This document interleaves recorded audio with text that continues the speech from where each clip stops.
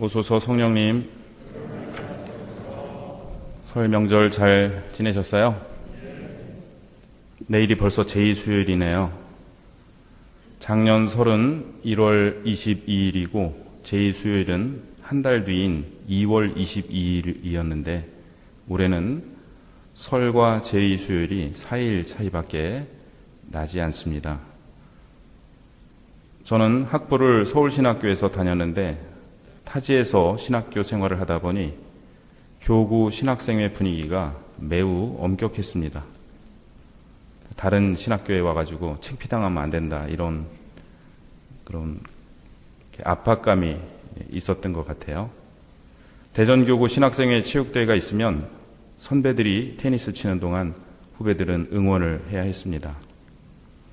그런데 같은 반 동기 중에 시몬이라는 세례명을 가진 형이 있었는데 선배가 서브 미스를 하면 꼭 이렇게 외쳤습니다.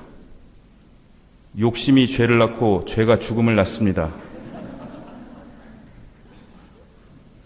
선배들은 한껏 멋을 부르며 서브를 넣다가 서브 미스를 하면 꼭 욕심이 죄를 낳고 죄가 죽음을 낳습니다. 라는 말을 들으니까 나중에 서브가 점점 겸손해졌습니다. 이 말은 오늘 제1독서에 나오는 야고보서의 말씀입니다. 욕망이 잉태하여 죄를 낳고 죄가 다 자라면 죽음을 낳습니다. 이 말씀을 듣자니 그 형님 생각이 나는데 안타깝게도 신학생 때 교통사고가 나서 크게 다치는 바람에 신학교를 그만두고 말았습니다. 오늘 1독서에서는 두 가지가 비교되고 있는데요. 하나는 시련을 인내하면 생명의 화관을 받는다는 것이고 다른 하나는 유혹에 넘어가면 죄를 짓고 죽음에 이른다는 것입니다. 여기서 죽음은 육체의 죽음이 아니라 영적 죽음을 의미하고 궁극적으로 하느님과 결별하는 것을 뜻합니다. 한편 시련과 유혹이 대비되는데요. 시련과 유혹은 분명 다른 것이지만 시련 한가운데서 유혹이 올라오기도 합니다. 야고보서는 유혹을 받을 때에 나는 하느님께 유혹을 받고 있다고 말해서는 안 됩니다. 라고 말하는데요. 이 말씀은 집회서의 말씀을 연상하게 합니다. 즉, 주님 때문에 잘못에 떨어졌다고 하지 마라. 그분께서는 당신이 싫어하시는 일을 하지 않으신다. 그분께서 나를 빗나가게 만드셨다고 하지 마라. 그분께는 죄인이 필요하지 않다. 라는 말씀입니다.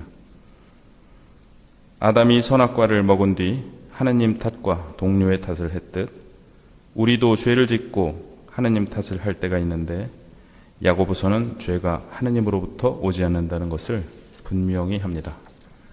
그럼 어디에서 오는 것일까요? 욕심이 죄를 낳고 죄가 죽음을 낳습니다. 오늘 복음은 제자들이 빵을 가져오는 것을 잊어버려 그들이 가진 빵이 배 안에는 한 개밖에 없었다라는 말씀으로 시작합니다. 그런데 나중에 제자들은 자기들에게 빵이 없다고 서로 수군거립니다. 그렇다면 배 안에 있다던 한 개의 빵은 무슨 의미일까요? 많은 주석가들은 배 안에 있던 한 개의 빵이 예수님을 의미한다고 봅니다. 오늘 복음 이후 마르코 복음에서 빵이라는 단어는 최후의 만찬 때에 가서야 다시 등장합니다. 즉 예수님께서 빵을 들고 찬미를 드리신 다음 그것을 떼어 제자들에게 주시며 말씀하셨다. 받아라. 이는 내 몸이다. 라는 말씀입니다. 예수님께서는 유대인 5,000명을 먹이시고 12광주리가 남는 기적과 이방인 4,000명을 먹이시고 7바구니가 남는 기적을 베푸셨는데 이는 성체 성사에 대한 암시였습니다. 그런데도 바리사이들의 누룩과 헤로데의 누룩을 조심하여라 라는 당신 말씀을 알아듣지 못하고 제자들이 빵이 없다고 수군거리자 예수님께서는 7개의 질문을 던지시며 제자들의 영적 눈멀음을 나무라시는데요. 이해하지 못하고 깨닫지 못하고 마음이 완고하고 보지 못하고 듣지 못하고 기억하지 못하느냐고 물으십니다. 이 중 제자들에게 가장 가혹한 질문은 너희 마음이 그렇게도 완고하냐는 물음입니다.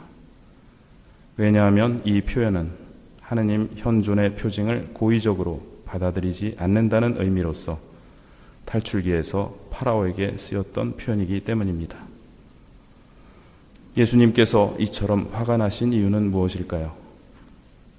하느님의 일을 사람의 일로 바꾸어 버리는 바리사이의 누룩과 정치 권력을 동원해서 하느님의 일에 저항하는 헤로데의 누룩을 조심하라고 말씀하셨는데 제자들이 바로 그 말씀을 일상의 걱정으로 바꾸어 버렸기 때문입니다.